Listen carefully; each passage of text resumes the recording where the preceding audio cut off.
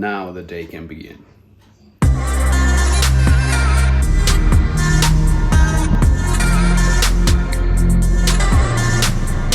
I think I've found the best all-around lens, a lens that I can use for almost everything. And now I'm on my way to buy it.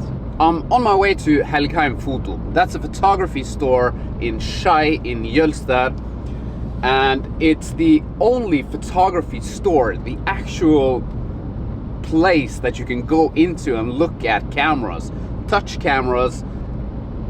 That sounded weird, but look at camera stuff, lenses, accessories. It's the only actual store in my close vicinity, and I have to drive 40 minutes to get there. Usually nowadays cameras, lenses and accessories are bought online, and having that experience when you buy camera gear, going into store, actually being able to look at it before you buy it, talk to the person behind the counter, have a discussion or a conversation, that makes the whole buying a camera or buying equipment a lot more special. Me and Thomas Fugle, we were on this photography weekend a couple of weeks ago, 3 weeks ago, and before we went to Hafslo, where we were on that photography weekend, we stopped by Reidar and Helgheim Photo on our way there. I probably shouldn't have done that because he had this lens that I'm now going to buy today, and I tried it on my camera and I thought, man, I really want this lens. But I had just bought the Tamron 70-180 f2.8, so I couldn't justify buying a new lens right after buying that lens. But I've been thinking about this all-around lens because it is an all-around lens. For me, I believe I can use that lens for almost anything. And the other day when I was on my hike, a couple of videos back, if you want to watch that video, I found myself wanting to photograph stuff, film stuff, and I always found myself wanting to, or needing to change lenses, going from the wide angle 70-28 that I was vlogging with, then changing that over to the 70-180 because I wanted to get closer, or there was something I wanted that I needed to get closer to. And always having to change lenses was just a hassle, actually. So a lot of stuff that I wanted to photograph, I didn't, because I needed to open the backpack, the camera bag, and take out the lens, change the lens, and it was just a hassle.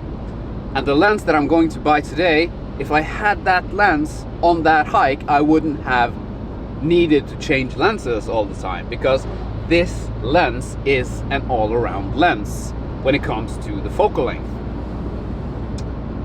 So on my way back from that hike, Støylen, I thought, man, I'm going to buy this lens. So on my way back, I didn't even get home before I called Reidar and said, you know, I want this lens, do you still have it? And fortunately he does, because this lens, it's almost 50% off, and it's new, it's never been used before, and that's just too good of a deal to not take. So I called him, I said, I really want this lens, can you please hold it for me until Monday today, and I will come up and buy this lens. So today I'm going to buy this lens, and hopefully the lens will fulfill my anticipation of it, and yeah, I'm really looking forward to using it.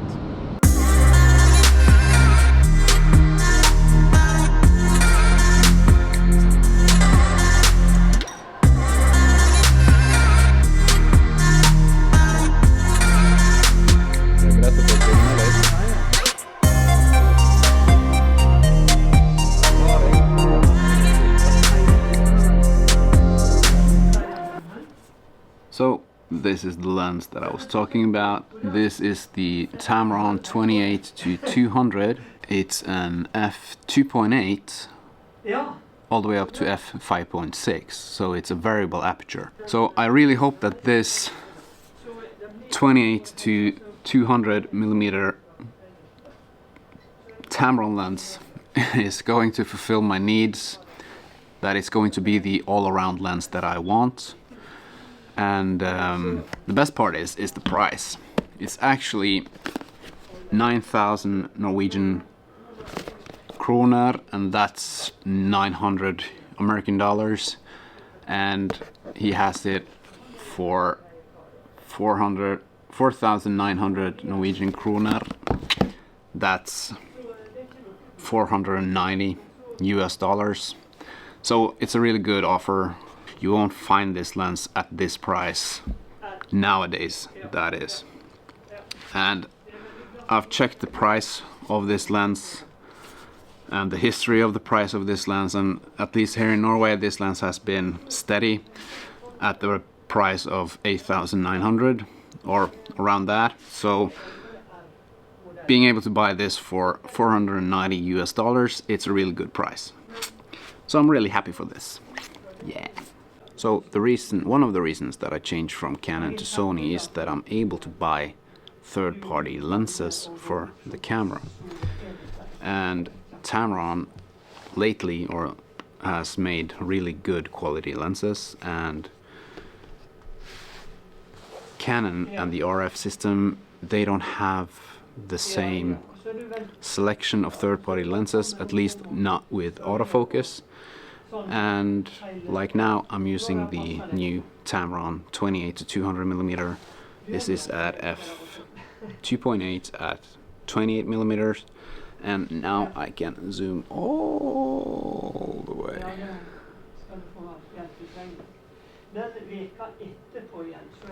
That's a big zoom.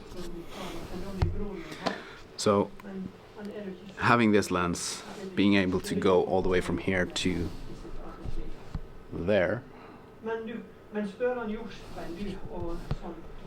having that reach in one lens, still having an aperture at f2.8 at the widest, I believe this is a good all-around lens.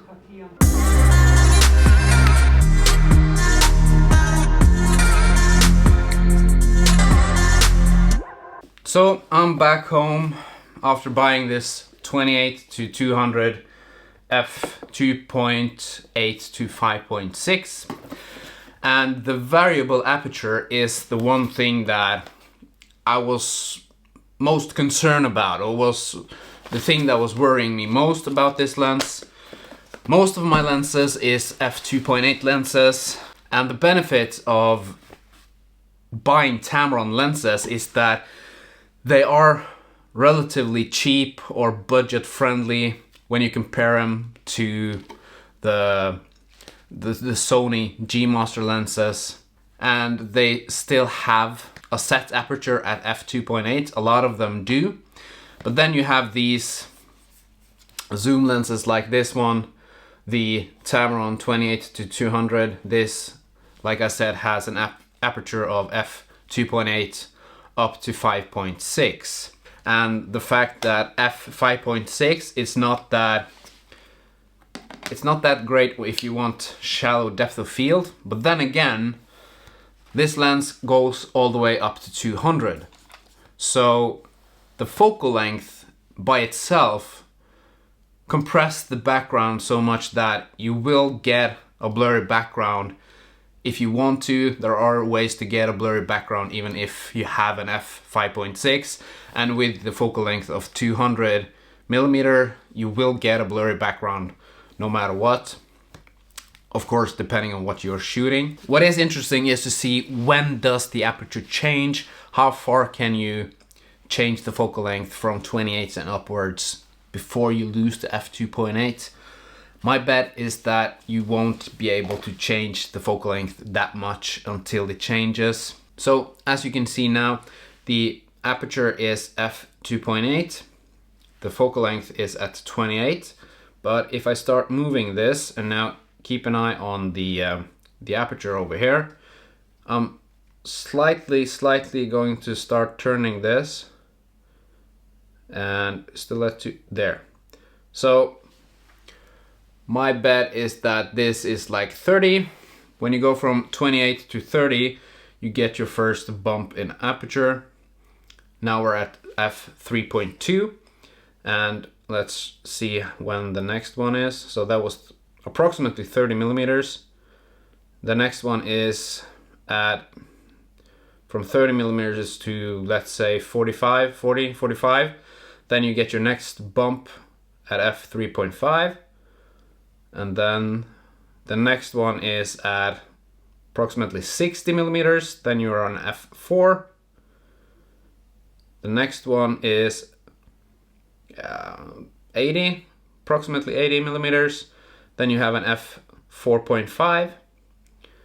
The next one is 5. You're at 120 millimeters. The next f is f5.6. This is the minimum aperture you can get at the most zoomed in. So from 140 millimeters all the way up to 200, you're at f5.6. So yeah, the f2.8 doesn't last that long, but you have an f2.8 at 28 millimeters, so I think that's relatively good. Anyway, is this the ultimate lens, the lens that is going to stay on my camera most of the time? I hope so. That was why I bought it. Is it the perfect lens for everything? No. Is it the perfect lens for vlogging, for example?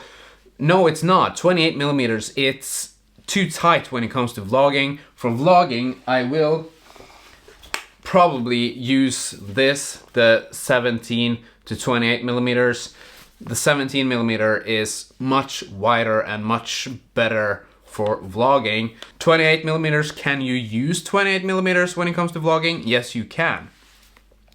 So usually I just use my PG wide segment pod anyway on my camera, and there's no reason for me not to be able to put my camera a little bit further away from me and just film that way. So I really hope the 28 millimeters is wide enough for most cases, and going all the way up to 200 millimeters, I think that's a real positive thing, having that option in a lens. So yeah, looking forward to using this lens. I really hope I get to use it as planned. And again, thank you for watching this video. If you liked it, please hit that thumbs up button down below and subscribe if you haven't done that already. And maybe I will see you in another video.